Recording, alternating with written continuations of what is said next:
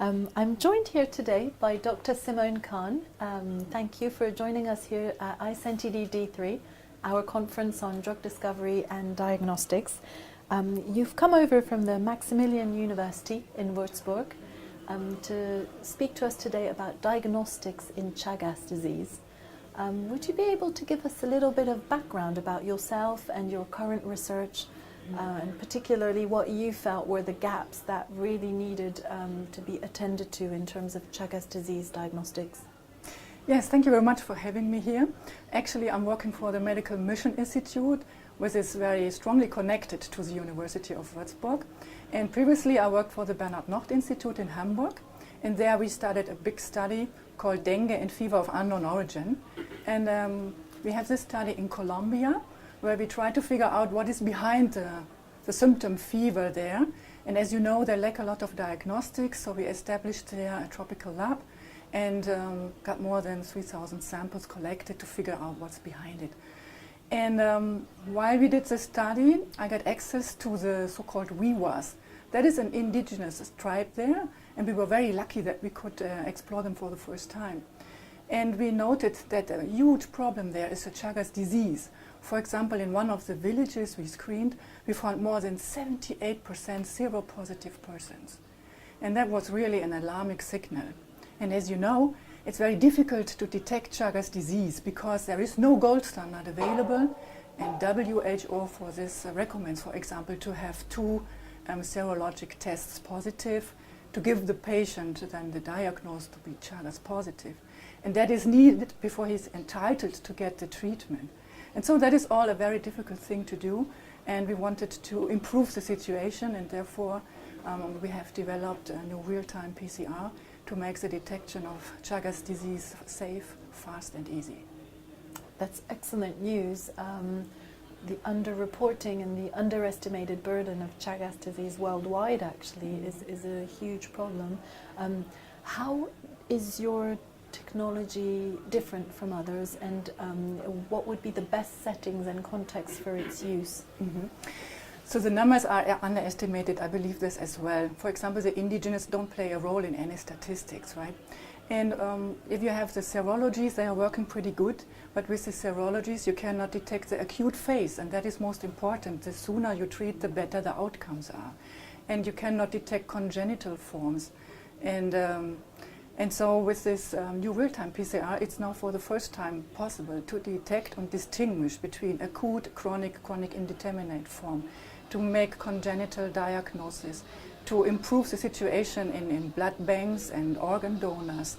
And you can also for the first time detect if your therapy is working, because you can also quantify the pathogen with it.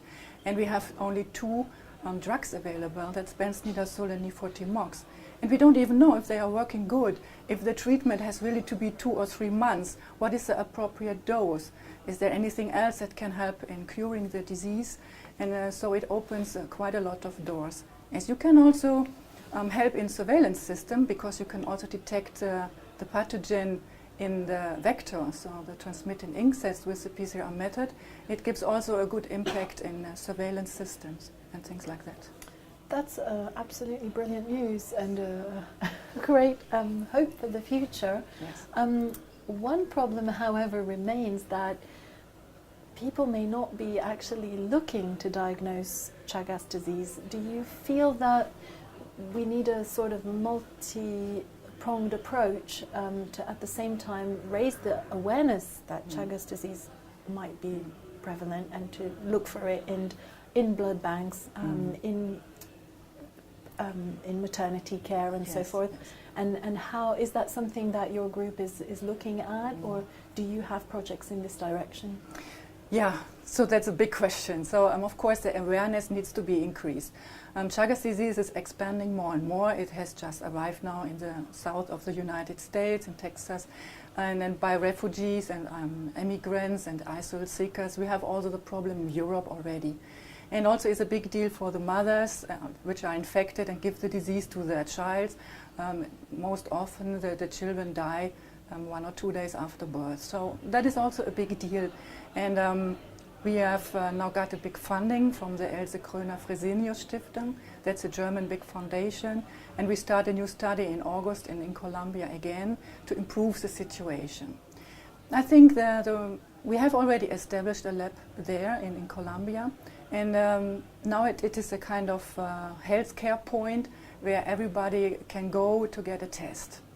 You must think Chagas disease is not common in Germany or Europe, and so the people don't know what we are talking about. But if you go to Colombia, for example, everybody knows everyone in the family who has Chagas disease, and they know how the bug looks like, and that is a big deal. And you see it also in the culture. If you look at purses or so, you will find the motif all over the place. So that is very well known there in these countries, and still we need more awareness. Yeah? It is not like Ebola. It's not like you get an infection and die directly. It takes quite a while before you see the first complications, or the people die very early and are not diagnosed properly.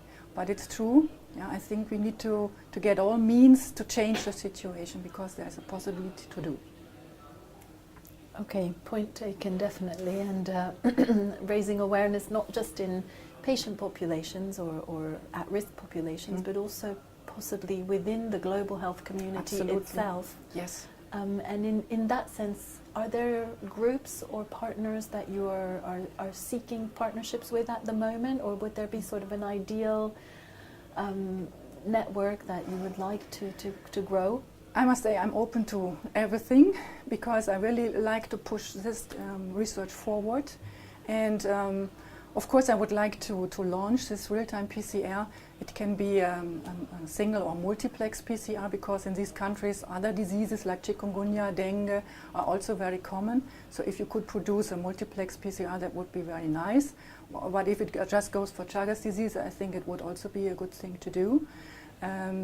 I would also love to include others into this new project. So if you have a biomarker, we can test on it or whatever is needed and wanted. Because for me, the major aim is to help these people, because it's a disease of the poor. And as it is the disease of the poor, you know, yeah, the interest is not always the highest. So if I would have developed, let's say, a pill against hypertension, everyone would be interested in all over the place. But since it is a disease of the poor, the interest is most of the time, unfortunately, not so high. Right. Well, thank you very much. We'll keep that message on board, and if anybody would like to get in touch with you, we'll include your details on screen. Okay, thank you very much. It was a pleasure to be here, and thank you for the opportunity to tell something about Chagas disease. Thank you. It's our pleasure. Thank you, Simone.